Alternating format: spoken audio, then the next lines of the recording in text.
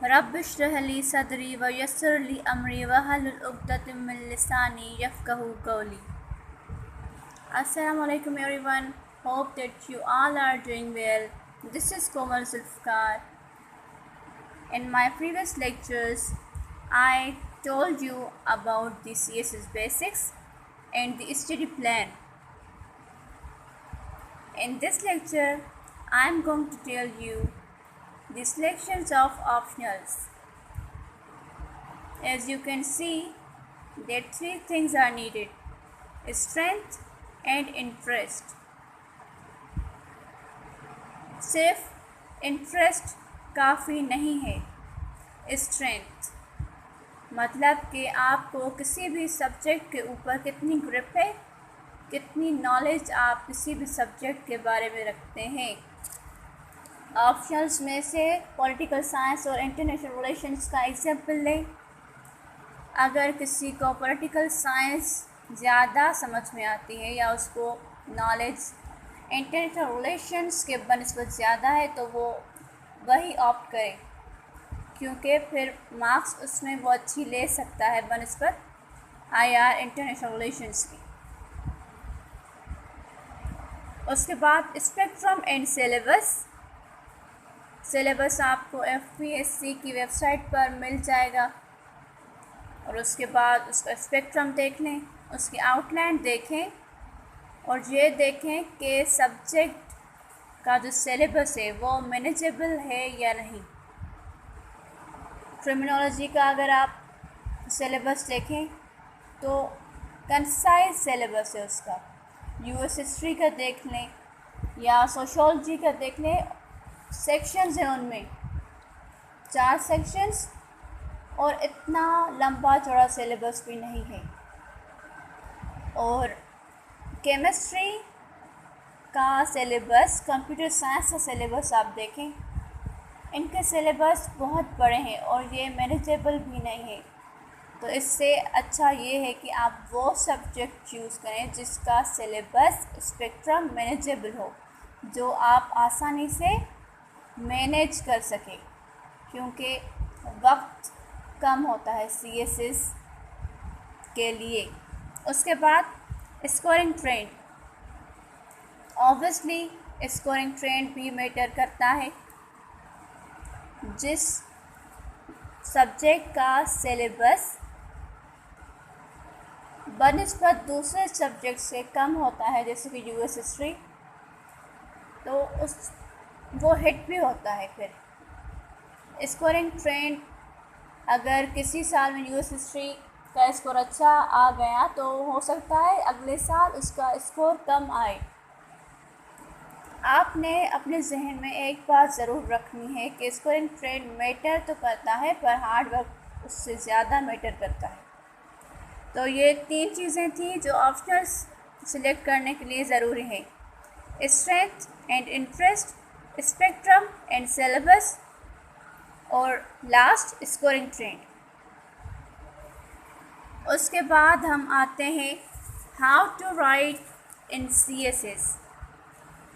Answer quality comes into the picture. CSS में सवाल को हल करने के लिए आंसर क्वालिटी बहुत ही अहमियत रखती है, और आंसर क्वालिटी के लिए आप अपने आंसर को किस तरह तश्कील देते हैं वो भी बहुत ही अहमियत रखता है। यहाँ पर लिखा हुआ है content is the king.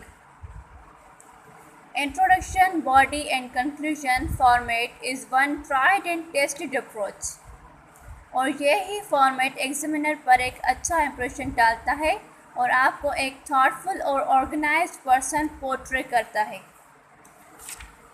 Introduction, जब तक एस्पायरेंट एक अच्छा और मुतासिरकुन तारुफ देने से कासिर रहेगा, अपने कंटेंट में स्पेसिफिक नहीं होगा, तब तक वो एग्जामिनर पर इम्प्रेशन जमाने में नाकाम होता रहेगा।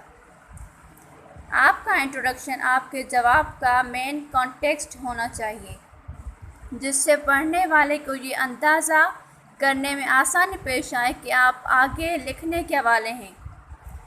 It shouldn't be more than 10% of the answer. आपका इंट्रोडक्शन इतना बड़ा नहीं होना चाहिए।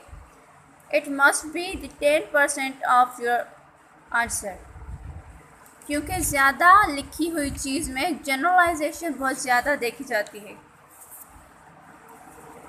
You can use a coat, try only if you can maintain that. ख्वामखा किसी भी कोट इस्तेमाल करने से गुरेज करें। जिस कंसेप्ट पर बहस हो रही है उसे डिफ़ाइन करना is very much important, else examiner will lost his interest.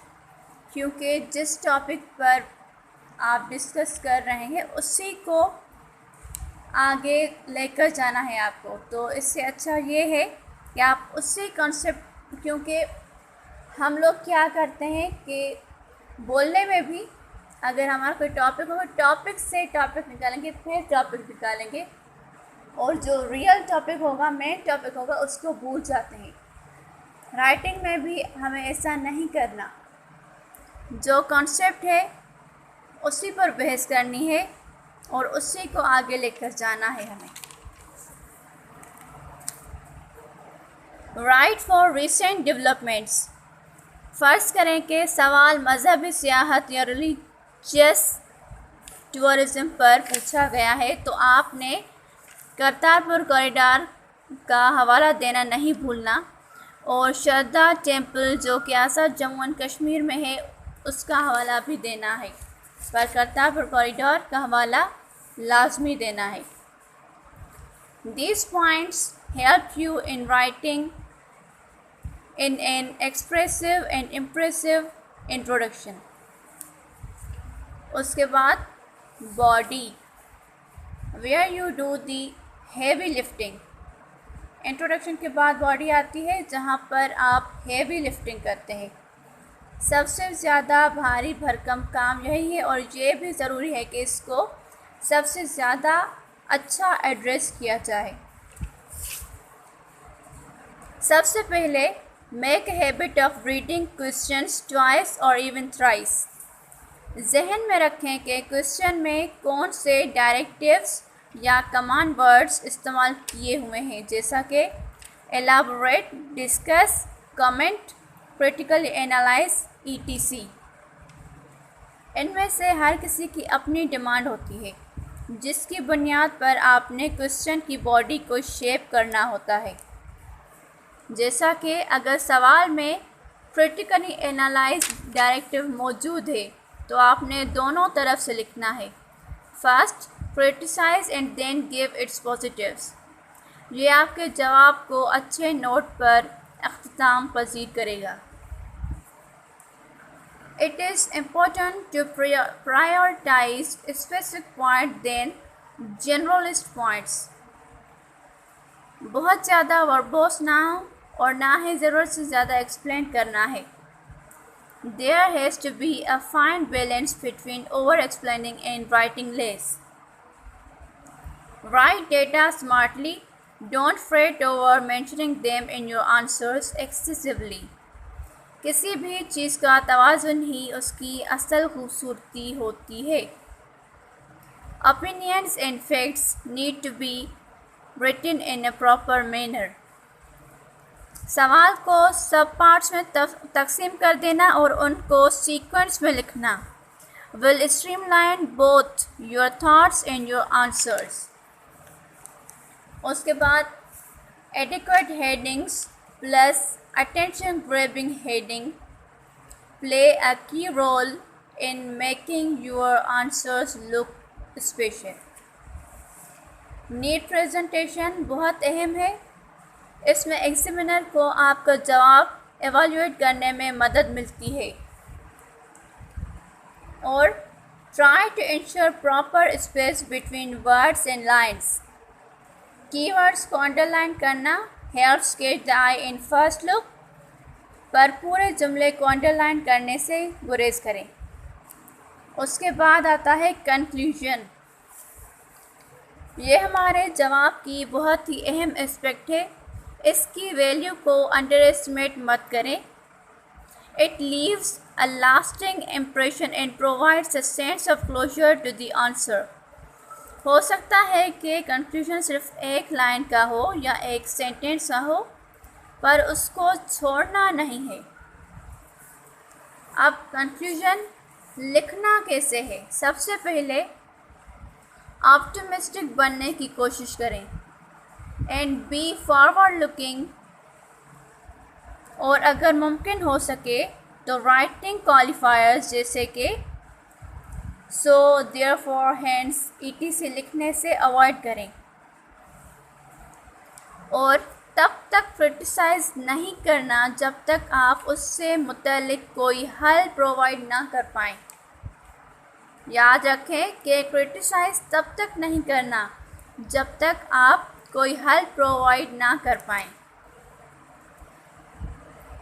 While solving the question paper, time management के लिए अपने सामने कोई वॉच ज़रूर रखें और सारे सवालात में तवाज़ुन बरकरार रखें। ये ना हो कि कोई सवाल 4 पेजेस का तो कोई 6 पेजेस का। Refrain from doing this.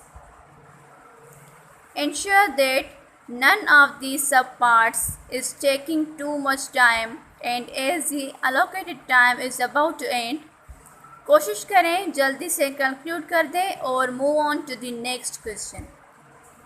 एक दफ़ा आपने सवाल का जवाब लिख दिया तो उस पर ज़्यादा सोचने की ज़रूरत नहीं, क्योंकि जो आपने लिखना था आपने लिख दिया। अब आप कुछ चेंज नहीं कर सकते। और कभी कभी छोटी से छोटी गलती या छोटा सा छोटा जुमला भी जो आप समझते हैं कि इसमें वेटेज होगा किसी सेंटेंस में, भले वो सेंटेंस लिखने में सिर्फ एक लाइन का हो पर उसमें वेटेज हो सकता है, पर वो आपकी सोच होती है। कभी कभी ऐसा नहीं होता। So small mistakes can cost you the most.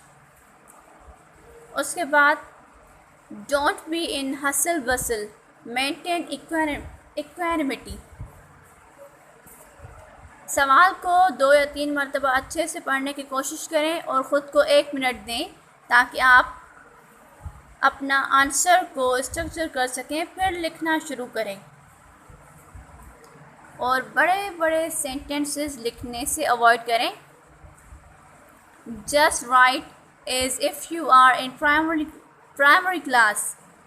Short and to the point sentences are the way to go.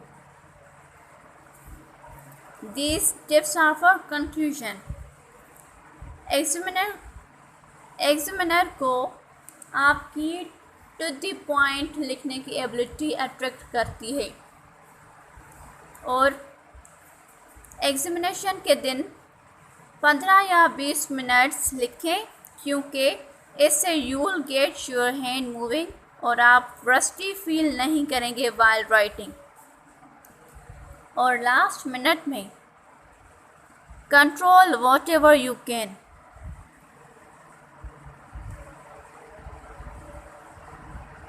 उसके बाद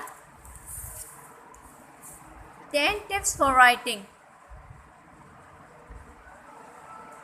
CSS में लिखने के लिए 10 tips. CSS examination is not just about your knowledge and grip over the subjects, पर इसके लिए ये भी ज़रूरी है कि आप अपने पीस ऑफ राइटिंग को प्रेजेंट कैसे करते हैं। आपका जवाब इस तरह से लिखा होना चाहिए कि एग्जामिनर के पास आपको एक्सीलेंट मार्क्स से पास करने के सिवा कोई ऑप्शन ना बचे। सबसे पहली टिप यहाँ पर है time management. Manage your time properly. With exception of English papers, आपसे 4 सवाल हल करने के लिए कहा जाता है, जो कि 80 मार्क्स के होते हैं, क्योंकि 20 मार्क्स तो MCQs के होते हैं, वो पेपर अलग होता है। आपने अप्रॉक्सीमेटली टाइम डिवाइड करना होता है। If you have written a question of 6 pages in 30 minutes, give 30 minutes to the rest of questions. और जो टाइम आपके पास बच जाता है वो अपने आंसर्स रिव्यू करने में खर्च करें ताकि आपको अपने जवाब याद रह जाएं और आइंदा वो गलतियां ना हों। This is the first step, time management. उसके बाद planning. Plan your answer structure. The framework of your answer should clearly convey the examiner that you know the answer well. Make sure कि एग्जामिनर आपका सवाल पढ़ते वक्त pleasant feel करें। Introduction, body और conclusion में जो कुछ आप लिखने वाले हैं उसका प्लान करें।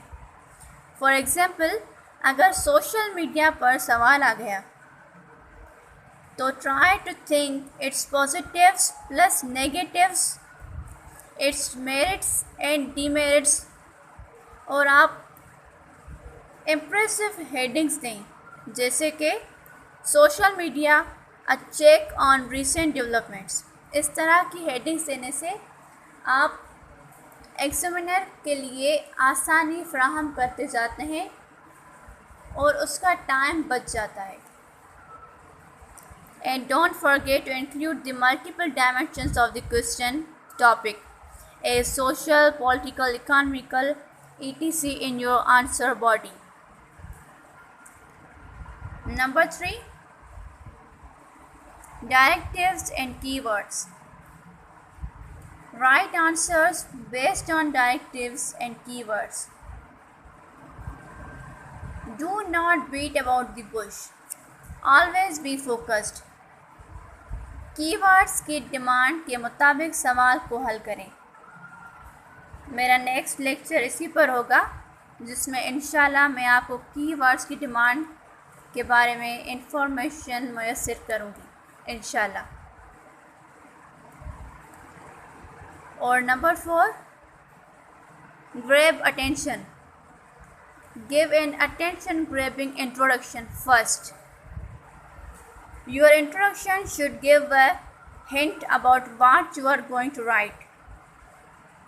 1 या 2 लाइन्स में एग्जामिनर को तजस्सुस में डालने की कोशिश करें ताकि उसका इंटरेस्ट ख़त्म ना हो और वो आपका सवाल पूरा पढ़े। उसके बाद connect your answers with current affairs. आपने देखा होगा या CSS के 5 पेपर्स पढ़े होंगे जिनमें जनरल नॉलेज, इस्लामियात और ऑप्शनल सब्जेक्ट्स जैसे कि IR के पेपर्स में सवालात को करंट अफेयर्स से जोड़कर पेश किया जाता है। अगर पाकिस्तान की मईशत पर सवाल आ जाए तो आपने करंट सिनेरियो भी मेंशन करना है। उसके बाद present your answer well. Headings, bullet points, diagrams, flowcharts plus neat and clean handwriting present your answers well. जितना आप एग्जामिनर के लिए अपना सवाल इजी बनाएंगे उतने मार्क्स लेने में आप कामयाब होंगे। उसके बाद do not use extreme statements. Statements को मॉडरेट करने की कोशिश करें। अगर आपसे किसी मखसूस स्कीम के बारे में पूछा गया है तो सिर्फ उसी स्कीम को डिफ़ाइन करें। And never present XYZ scheme as a complete failure. भले वो स्कीम कंप्लीट फेल्यूर हो भी पर आपको ये मेंशन नहीं करना कि this scheme is a complete failure. Instead right The XYZ scheme did not achieve the desired results because of so and so reasons.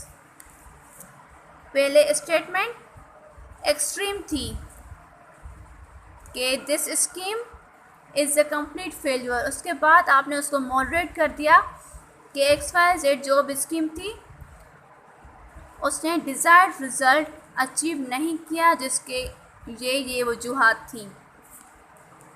और उसके बाद है Do not generalize too much. कहा जाता है कि जो जनरलाइज करता है वो जनरली झूठ बोलता है, इसलिए बी स्पेसिफिक। हर सूरत हाल मुख्तलिफ होती है और जब तक आप श्योर ना हो do not generalise it all. उसके बाद practical solutions and examples. Give examples and practical solutions. हमेशा कोशिश करें कि अपने आंसर को रिलेवेंट एग्जांपल से सब्सटेंशिएट करें। Also, if you can provide realistic solutions to problems, you are proving yourself as a capable officer before the examiner. Always keep this golden rule in mind. Golden rule क्या था कि आपने realistic solutions बताने हैं, क्योंकि आप examiner के सामने अपने आप को एक कैपेबल ऑफिसर साबित कर रहे होते हैं लिखने के टाइम। क्योंकि मैंने पहले भी कहा था कि लिखने के टाइम आप ऐसा समझें कि आप गवर्नमेंट के एडवाइज़र हैं। And number 10 is provide a positive conclusion. Everyone loves positive people. इससे बेहतर और क्या बात होगी कि आपका कंक्लूजन ऑप्टिमिस्टिक हो। After all FPSC is looking for candidates who can do something, but don't be overboard. इस ही को कंक्लूजन कहते हैं कि जो आपने लिखा है, ऑलरेडी मेंशन किया है, उस ही को कंक्लूड करें। This will maintain the flow of your answer. This will maintain the flow of your answer. जो आपने लिखा है इंट्रोडक्शन में, बॉडी में, कंक्लूजन में, उसी को कंक्लूड करना है। आपने कोई भी आंसर लिखा, सोशल मीडिया पे हो गया, इकोनॉमी पर हो गया, जो कोई भी टॉपिक था, उसकी सारी डायमेंशंस, जो हेडिंग्स थी, जो सब पार्ट्स थे, आपने सारे लिख दिए। अब उन्हीं को कंक्लूड करना है। ऐसा ना हो कि आपका इंट्रोडक्शन कुछ और कह रहा हो, आपकी बॉडी कुछ और हो और कंक्लूड कुछ और करें आप। नहीं, introduction plus body is themselves is conclusion. और कंक्लूजन पॉजिटिव होना चाहिए, ऑप्टिमिस्टिक होना चाहिए, पेसिमिस्ट नहीं बनना।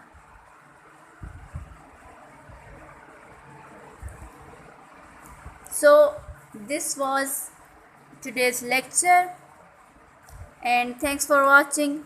Stay blessed. Take care. Fi amanillah.